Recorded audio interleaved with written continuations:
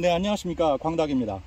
자, 오늘은요, 많은 분들이 관심 있어 하시고 또 굉장히 토마토 재배에 있어서 중요한 잎 따주기에 대한 말씀을 좀 드리려고 합니다. 그런데 제가 미리 말씀을 드리지만 이 잎 따기는 함부로 하셔서는 절대 안 됩니다. 왜냐하면 이 잎은 식물에게 있어서 뿌리 다음으로, 아니 오히려 뿌리만큼 중요한 그런 기관이기 때문입니다. 그래서 오늘 말씀 잘 들어보시고 잎 따기를 잘못해서 수확을 못 하시게 되거나 아니면 수확에서 손해보시는 그런 일이 없도록 해주시길 바라겠습니다. 자, 그럼 설명을 시작하도록 하겠습니다. 우선 이 토마토의 잎은 어떤 일을 하는 곳일까요? 이 잎은 첫 번째로는 광합성 작용을 하는 아주 중요한 기관입니다. 광합성은 뿌리에서 올라온 물과 햇빛 그리고 공기를 이용해서 광합성이라는 걸 해서 식물에게 필요한 양분을 생산하는 일종의 공장과 같은 기관입니다. 그래서 그 잎을 따준다는 건 그 공장을 없애버리는 셈이기 때문에 그 시기와 방법에서 문제가 있으면 안 됩니다. 그래서 굉장히 중요하다고 제가 말씀을 드리는 거고요. 다음은 이 증산작용을 하는 또 중요한 기관입니다. 증산작용은 사람으로 말하면 숨을 쉬는 겁니다. 그래서 그 증산작용을 통해서 수분 조절도 하고요. 그 다음에 공기를 또 빨아들이는 그런 역할을 하기도 합니다. 그래서 다시 한번 강조드리지만 꼭 조심하셔야 되는 그런 작업이 바로 잎 따기가 되겠습니다. 가장 중요한 첫 번째 이유는 잎의 노화입니다. 이 잎은 수명이 있어요. 약 45일에서 50일 정도 그 수명이 있습니다. 그렇다 보니까 그 수명이 다한 잎은 이 나무에 아무런 도움을 주지 못합니다. 오히려 여러 가지 문제의 원인이 돼요. 첫 번째는 그림자를 만들죠. 그늘을 만듭니다. 그래서 열매를 잘 못 익게 해요. 다음 이런 병충해의 원인이 됩니다. 그리고 이 바람이 잘 드나들어야 되는데 그것을 또 막는 그런 역할을 합니다. 그래서 있어봐야 아무런 도움이 되지 않기 때문에 적당한 시기에 그 잎을 따내셔야 하는 겁니다. 자, 그러면 언제 어떤 방법으로 잎을 따줘야 하는지 그 얘기를 한번 드려보도록 할게요. 일반 찰토마토 같은 경우에는 약 50일 정도, 그러니까 수정이 되고서 약 50일 정도가 지나면 우리가 완숙과를 수확할 수 있게 됩니다. 방울토마토 같은 경우에는 대략 고온기에는 35일에서 40일, 그 다음에 그보다 온도가 좀 낮은 다른 기간에는 대략 45일에서 50일 정도가 걸립니다. 그런데 이 열매는 비대가 끝나고 나야 비로소 그때부터 익기 시작을 합니다. 그러면 비대까지의 기간이 얼마나 걸릴까요? 30일, 약 한 달 정도가 걸립니다. 비대가 끝나고 나면 이제 그 다음부터는 빨갛게 익어가는 겁니다. 그렇다면 토마토의 비대에 영향을 주는 건 뭘까요? 맞습니다. 아까 제가 이 토마토의 잎이 광합성을 해서 양분을 만든다고 했잖아요. 그런데 이 화방이 있으면, 이 화방이 이렇게 나오면 그 한 장 위와 그 한 장 아래에 있는 잎이 이 토마토의 비대를 책임지고 있습니다. 그런데 이 토마토의 잎이 당연히 이 열매보다 먼저 나와 있었겠죠. 그러면 이 토마토의 잎이 수명이 먼저 되는 겁니다. 50일 정도가 먼저 돼버리는 거예요. 즉, 그 시기가 공교롭게 토마토의 비대가 완성되는 시점과 일치합니다. 즉, 그때부터 이 잎은 더 이상 일을 할 수가 없다라는 얘기입니다. 그렇게 진화가 된 것 같아요. 토마토의 잎이 토마토의 비대가 끝나고 나면 더 이상 할 일이 없어지니까 제거를 하는 게 맞는 겁니다. 자, 그렇다면 이제 구체적으로 어떤 방법으로 잎을 제거해 나가야 되는지 한번 보도록 하겠습니다. 이 토마토는요, 결과의 습성이 있어요. 그게 뭐냐면 지금 여기는 다 제거가 돼 있지만 토마토의 맨 아래에서부터 7장의 잎이 달리고 나면 그 7장 이후에 1화방이 출현을 합니다. 지금 여기 보시는 게 이 토마토의 1번 화방입니다. 그러면 7장의 잎이 나오고 토마토가 달리고 그 위로 또 7장이 달릴까요? 아닙니다. 이번엔 3장이 달리고 2번 화방이 나오고 또 3장이 달리고 2번 화방이 나옵니다. 그러면 지금부터 한번 세보겠습니다. 자, 맨 처음 나온 7장이 있고 1번 화방에 달렸고 그 다음에 3장의 잎이 달리고 2번 화방이 달리고 또 3장의 잎이 달리고 3번 화방이 나왔습니다. 그러면 이때쯤이면 3번 화방 위로도 잎이 몇 장 나와 있는 상태입니다. 그렇죠? 원래 화방 위에 잎이 줄기가 이렇게 성장하고 있으니까 거기에도 잎이 좀 나와 있는 상태입니다. 이렇게 되면 총 15장 정도 내외의 잎이 이미 형성된 시기입니다. 그래서 토마토에서는요 1번 화방과 3번 화방이 굉장히 큰 의미를 갖는 화방입니다. 3번 화방이 출현했을 당시가 바로 전체 잎수가 15장을 초과하는 시점이 되기 때문입니다.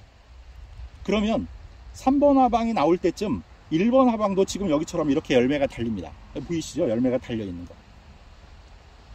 그러고 나면 맨 아래에 있는 잎들부터 노화가 시작됩니다. 아까 제가 잎이 수명이 45일에서 50일이라고 했잖아요. 그러면 이게 이 정도 3번 화방 정도가 출현하고 할 무렵이면 저 아래에 있는 잎은 이미 45일이 경과된 잎일 가능성이 높습니다.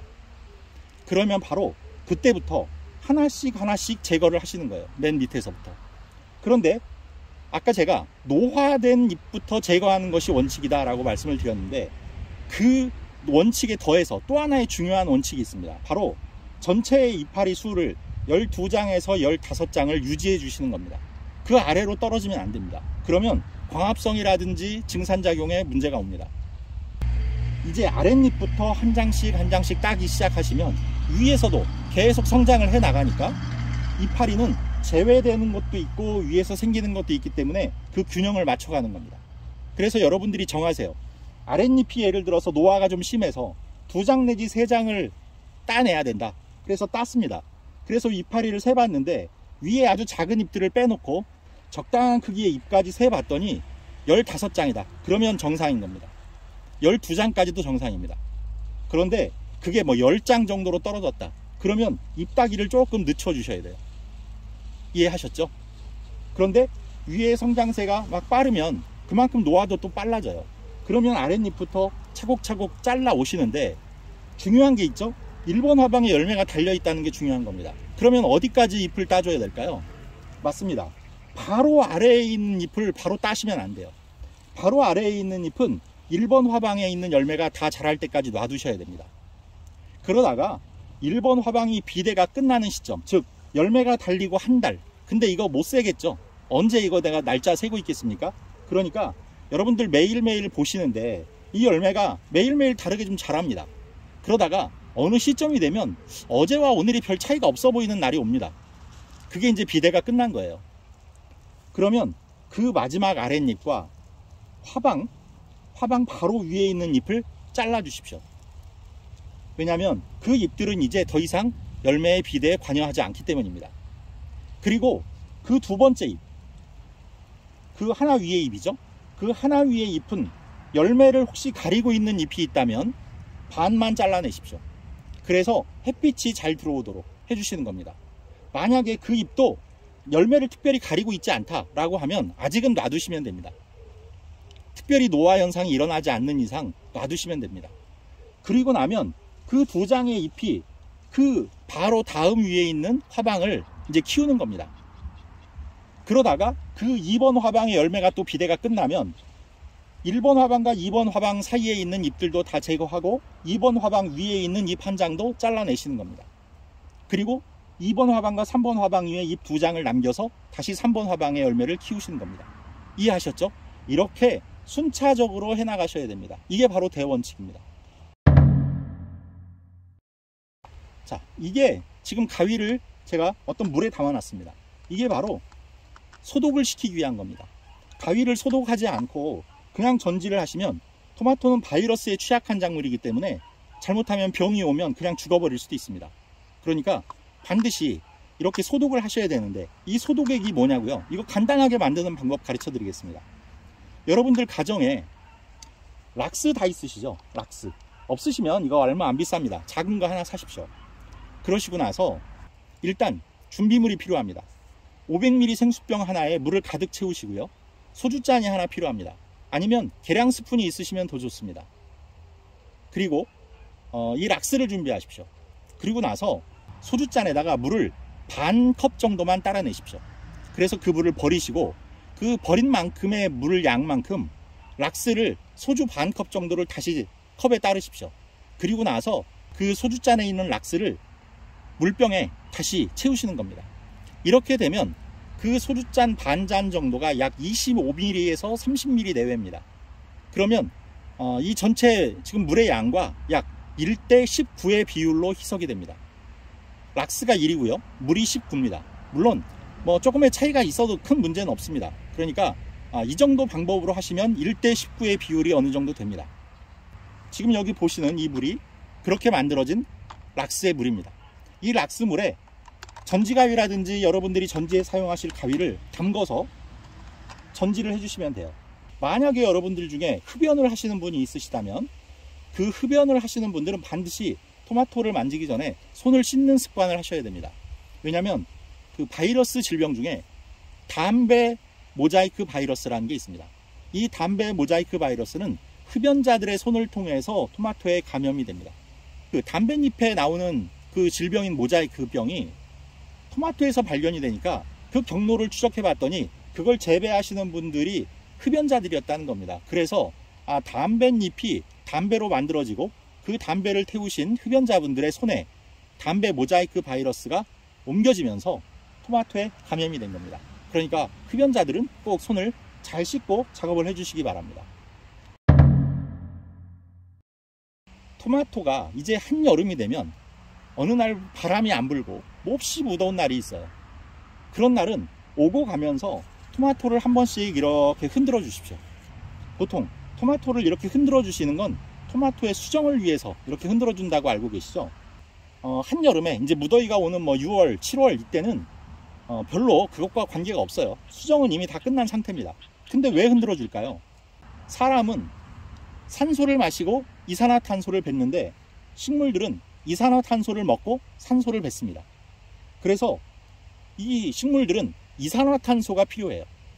이산화탄소가 모자라게 되면 광합성에 문제가 오는 겁니다. 그런데 바람이 불지 않는 날은 토마토의 잎에서 이산화탄소가 들어가고 산소가 나오는데 사람처럼 후 하고 이렇게 품어내는 호흡이 아니에요. 스며 나오는 겁니다. 기공을 통해서. 그렇게 되면 그 산소가 멀리 가지를 못해요. 그러고서 잎 주변에 이렇게 산소층이 생깁니다. 근데 바람이 불어야 그 산소층이 깨지면서 이산화탄소가 들어올 텐데 산소가 정체되어 있으니까 광합성이 약해지는 거예요. 왜? 광합성에는 이산화탄소가 필수입니다. 그런데 이산화탄소가 부족하니까 광합성이 잘 안 되는 거예요. 햇빛은 좋은데. 그러면 작물이 약해지는 겁니다. 그래서 오고 가면서 한번 흔들어 주시면 산소층이 깨지면서 이산화탄소가 공급되고 광합성을 다시 시작할 수가 있는 겁니다. 그렇게 해서 여러분들이 한 번씩 흔들어 주심으로써 이 토마토의 광합성을 도와줄 수 있는 방법이다. 흥미로운 사실 하나 말씀드렸습니다. 자, 이렇게 해서 오늘 굉장히 중요한 토마토의 잎따기 말씀을 드렸는데 여러분들 다시 강조드리지만 절대로 아무렇게나 잎 따시고 아무 때나 잎 따시면 안 됩니다. 중요한 내용이니까 오늘 내용 꼭 기억하셔서 이대로 잎을 차분히 제거해 나가시면서 재배를 하시면 되겠습니다. 자, 오늘 말씀드린 내용으로 여러분들이 토마토 풍성하게 수확하시는데 도움이 됐으면 하는 바람입니다. 자, 구독, 좋아요, 알림 설정 부탁드리면서 인사드리겠습니다. 감사합니다.